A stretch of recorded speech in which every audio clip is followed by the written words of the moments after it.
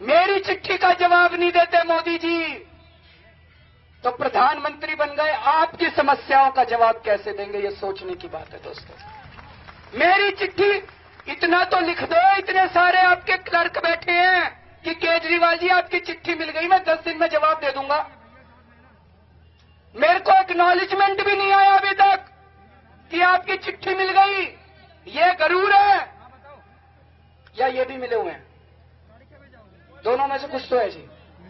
फिर मेरे को पता चला, जब मैंने सोचा भाई चिट्ठी का जवाब क्यों नहीं दे रहे, तो पता चला मुकेश अंबानी के हवाई जहाज इस्तेमाल कर रहे हैं जी। मुकेश अंबानी के हेलीकॉप्टर इस्तेमाल कर रहे हैं मोदी जी। कुछ लोगों ने उसकी तस्वीरें भी भेज दी मेरे पास। मोदी जी अगर मुकेश अंबानी के हेलीकॉप्टर इस्तेमाल कर रहे हैं, अगर उनके हवाई जहाज इस्तेमाल कर रहे हैं, तो जीतने के बाद मुकेश अंबानी जाएगा उनके पास, कहेगा मोदी जी हेलीकॉप्टर दिया था चुनाव के टाइम में, अब ये $8 नहीं $16 करो गैस के दाम। मोदी जी के तो करने पड़ेंगे। नहीं, गलत तो नहीं कह रहा। फिर मैंने चिट्ठी लिखी मोदी जी को, मैंने कहा जी लोग कह रहे हैं ये हेलीकॉप्टर मुकेश अंबानी के हैं, ये हेलीकॉप्टर जहाज मुकेश अंबानी के हैं, आप जरा बताओ तो सही, आपके पास कितने जहाज हैं, कितने हेलीकॉप्टर हैं, किसके हैं? आप उनके पैसे देते हो, फ्री में इस्तेमाल करते हो। और मैंने कहा कि सारी जनता में आप कह रहे हो आप चाय बेचा करते थे, चाय बेचने वाले के पास इतने हेलीकॉप्टर कहां से आ गए? नहीं, गलत तो नहीं कह रहा। उनका कोई जवाब नहीं आया। फिर मेरे को पता चला एक एक रैली में, मोदी जी की रैली में 50-50 करोड़ रुपए खर्च हो रहे हैं जी। 50-50 करोड़ रुपए खर्च हो रहे हैं। पूरी जो स्टेज है, ये हमने तो ऐसे ही तखत डाल रखे हैं, ये उनकी पूरी स्टेज बताते हैं, लाल किला बनाते हैं वो स्टेज का। 50-50 करोड़। पता चला मुकेश अंबानी पैसे दे रहा है वो रैली के। अब अगर मुकेश अंबानी पैसे दे रहा है तो दोस्तों गैस के दाम तो डबल होने वाले हैं चुनाव जीतने के बाद। मैं आपको ये कहने आया हूं, कभी गलतफहमी में न रह जाना। कुएं से निकले और खाई में गिरे, मनमोहन सिंह को हराया और मोदी को बुलाया, आपकी जिंदगी तो ऐसे ही नरक रहने वाली है। दोस्तों ये 54,000 करोड़ रुपए का घोटाला है।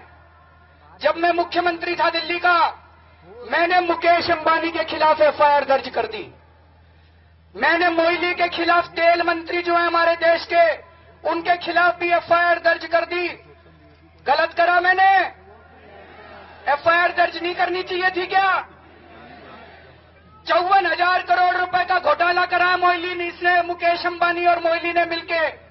और देश के लोगों के ऊपर इतनी भारी महंगाई होने वाली है, मेरे हिसाब से तो उसने देशद्रोह का काम किया है। मैंने एंटी करप्शन वालों से पूछा कि देखो अगर देशद्रोह का मामला बनता हो तो इनके ऊपर देशद्रोह का मामला चलना चाहिए।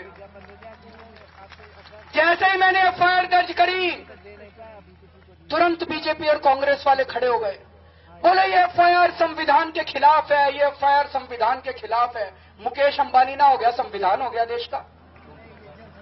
मुकेश अंबानी के खिलाफ एफआईआर दर्ज करना संविधान के खिलाफ है? मोइली जी बोले हम सुप्रीम कोर्ट में जाएंगे मुकेश अंबानी के खिलाफ एफआईआर को क्वैश करवाने के लिए। आम आदमी के खिलाफ एफआईआर होती है तो कुछ नहीं होता। मुकेश अंबानी के लिए इतना प्यार है इन लोगों के दिल में कि उसके खिलाफ एफआईआर हो जाए तो ये बीजेपी और कांग्रेस वाले सुप्रीम कोर्ट में जाते हैं। मुकेश अंबानी खुद नहीं जा सकता क्या? तुमको जाने की, सारे उसकी चापलूसी करने में आगे दिखाना चाहते हैं जी, मैं ज्यादा बड़ा चापलूस, मैं ज्यादा बड़ा चापलूस। दोनों मिले हुए बीजेपी कांग्रेस वाले। मैंने फिर एक बारी इन्होंने कहा, मोदी जी ने कहा, मैं अगर देश का प्रधानमंत्री बन गया तो स्विस बैंकों का सारा पैसा वापस लेके आऊंगा। कहा था कि नहीं कहा था? दोस्तों मैं इनकम टैक्स में कमिश्नर की नौकरी किया करता था। इनकम टैक्स डिपार्टमेंट में मेरी बड़ी जान पहचान है। एक दिन एक फाइल मेरे हाथ लग गई, उसमें मुकेश अंबानी के स्विस बैंक के खाते का नंबर दे रखा था। मैं नोट करके ले आया।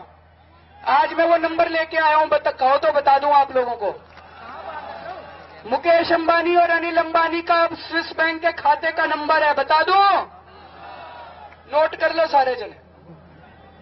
एक भाई का नंबर है 5090160983, दूसरे भाई का नंबर है 5090160984।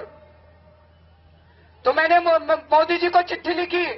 मैंने कहा जी आप कह रहे हो जब आप प्रधानमंत्री बन जाओगे तो आप सारे स्विस बैंकों का पैसा वापस लेके आओगे, मेरे को ये बताओ इन दोनों अकाउंट का पैसा भी वापस लेके आओगे कि नहीं लेके आओगे? कोई जवाब नहीं आया मोदी जी का। कैसे जवाब दे जब सेटिंग हो रखी है मुकेश अंबानी से? कैसे जवाब दे जब अनिल अंबानी से सेटिंग हो रखी है? कोई जवाब नहीं दे रहे मोदी जी। तो मैंने सोचा इनके और राहुल गांधी के बीच में क्या फर्क है जी?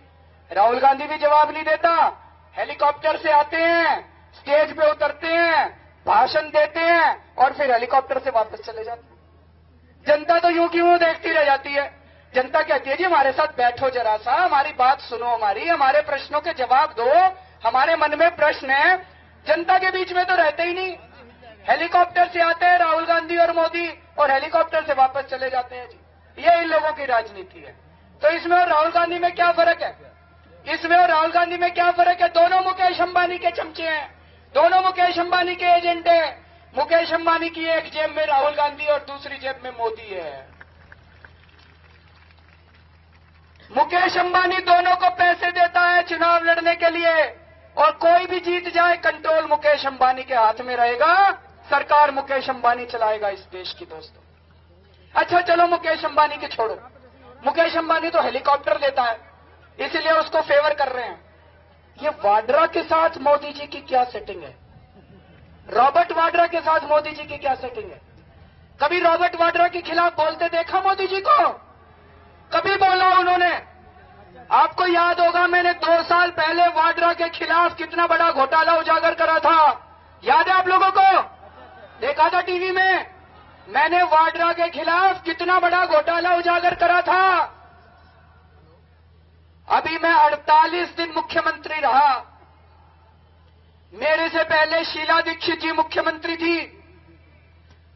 शीला दीक्षित जी ने कॉमनवेल्थ खेलों में भारी घोटाला करा था, जल बोर्ड में भारी घोटाला करा था। 48 दिनों के अंदर 5 एफआईआर दर्ज करा दी मैंने शीला दीक्षित के खिलाफ। 48 दिनों में 5 एफआईआर दर्ज करा दी। राजस्थान में बीजेपी की सरकार को 2 महीने हो गए। वाड्रा के घोटाले कई सारे राजस्थान के अंदर हैं। बीजेपी जवाब दे, मोदी जवाब दे कि वाड्रा के खिलाफ अभी तक एफआईआर दर्ज क्यों नहीं कराई इन्होंने राजस्थान के अंदर। अगर कोई पार्टी ईमानदार राजनीति इस देश में ला सकती है तो वो केवल आम आदमी पार्टी है। दोस्तों जब मैं धरने पे बैठा था, एक लड़की का गैंग रेप हो गया दिल्ली के अंदर। मैंने पुलिस वालों को कहा दिल्ली में एक अजीब सिचुएशन क्या यार सर्वेश, दिल्ली क्या पुलिस मुख्यमंत्री के कंट्रोल में नहीं आती।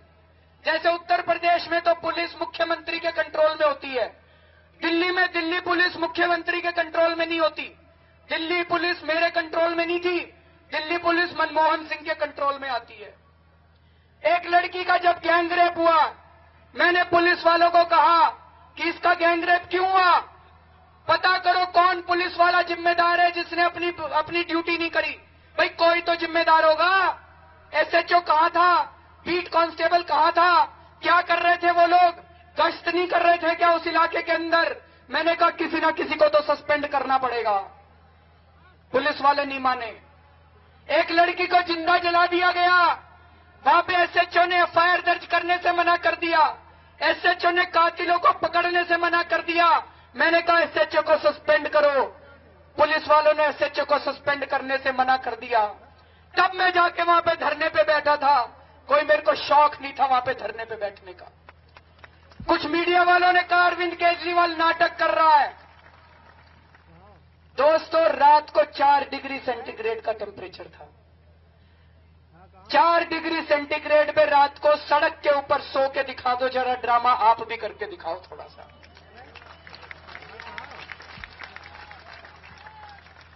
4 डिग्री सेंटीग्रेड में सड़क के ऊपर सोना कोई नाटक नहीं होता दोस्तों। महिलाओं की सुरक्षा के लिए लड़ रहा था मैं। पूरे देश में मैं घूमता हूं, बड़ा सुना है मैंने, गुजरात बड़ा मॉडल ऑफ डेवलपमेंट हो गया, विकास हो गया। आपने भी सुना है जी, गुजरात में बड़ा विकास हो गया, सुना आप लोगों ने? आप लोग गए हो भी गुजरात? गए नहीं तो कैसे पता चला? मीडिया ने बताया। हाँ, मीडिया ने बताया गुजरात में बड़ा विकास। कोई गया तो नहीं विकास गुजरात? ना कोई नहीं गया जी गुजरात, कोई नहीं गया। मीडिया ने बताया गुजरात में बड़ा विकास हो गया, गुजरात में बड़ा अच्छा जी। हम भी चाहते हैं विकास तो होना चाहिए, हम भी चाहते हैं, हम भी सीखना चाहते हैं विकास। तो मैंने तय किया है 5, 6, 7, 8 4 दिन, 5 मार्च से 8 मार्च तक मैं गुजरात जा रहा हूं, वहां का विकास देखने के लिए। विकास देखने जाऊंगा मैं भी देखूं कितना विकास हो गया। अगर विकास हो गया तो हम दिल्ली में भी करेंगे विकास, हम उत्तर प्रदेश में भी करेंगे, सीख के आएंगे वहां से कितना विकास हो गया। और अगर विकास नहीं हुआ तो फिर पोल पट्टी भी खुलनी चाहिए कि क्या विकास हुआ। नहीं जी, गलत तो नहीं कह रहा। मैं जा रहा हूं फिर 5 तारीख को विकास देखने के लिए जा रहा हूं। अगर मोदी जी सुझाव दें कि भाई मेरे को यहां जाना चाहिए तो वहां भी चला जाऊंगा। बता दो कहां का, मीडिया वाले बता दे मेरे को कहां जाना चाहिए विकास देखने के लिए, वहां सब जगह चला जाऊंगा। पर हमको भी तो देखें, हम भी तो देखें कौन सा विकास हो गया वहां पे। अभी मुजफ्फरनगर के अंदर दंगे कराए गए, मुजफ्फरनगर में भी दंगे हुए थे।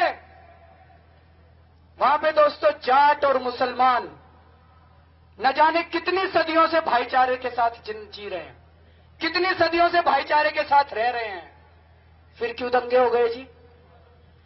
दोस्तों मेरा मानना इस देश के अंदर एक भी दंगा जनता नहीं करती, दंगे करवाए जाते हैं। दंगे नेता करवाते हैं, दंगे पार्टियां करवाती हैं, जानबूझ के दंगे करवाए जाते हैं। पिछले 2 साल में मेरे को पता चला अखिलेश यादव की सरकार में 102 दंगे करवाए गए हैं। क्यों करवाए जाते हैं? उत्तर प्रदेश में मिड डे मील का घोटाला हो गया, उत्तर प्रदेश में राशन का घोटाला हो गया, उत्तर प्रदेश में नरेगा का घोटाला हो गया, उत्तर प्रदेश में स्वास्थ्य का हर चीज का घोटाला हो जाता है उत्तर प्रदेश में। और फिर चुनाव के पहले एक दंगा करवा देते हैं, सारे घोटाले गए भाड़ में। मुसलमान जाके मुलायम सिंह की गोद में बैठ जाते हैं, मुसलमान जाके कांग्रेस का हाथ पकड़ लेते हैं, हिंदू जाके बीजेपी के साथ खड़े हो जाते हैं।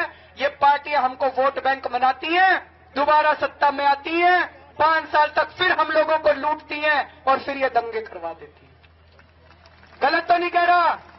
ये दंगे जानबूझ के करवाए जाते हैं दोस्तों, दंगे होते नहीं है इस देश के अंदर। ये दंगे जानबूझ के कराए जाते हैं क्योंकि इन लोगों को हमें लूटना है दोस्तों। लेकिन मेरी आप लोगों से विनती है, इसके चक्कर में मत पड़ जाना। अगर इसके चक्कर में पड़ गए तो हम लोग लुटते रहेंगे। मैं भी आ रहा था, कुछ हिंदू मिले, मैंने उनसे पूछा, बोले जी हम शांति से जीना चाहते हैं, हम दंगे नहीं चाहते, हम शांति से अपने बच्चे पालने चाहते हैं, हम इज्जत की रोटी खाना चाहते हैं, हमें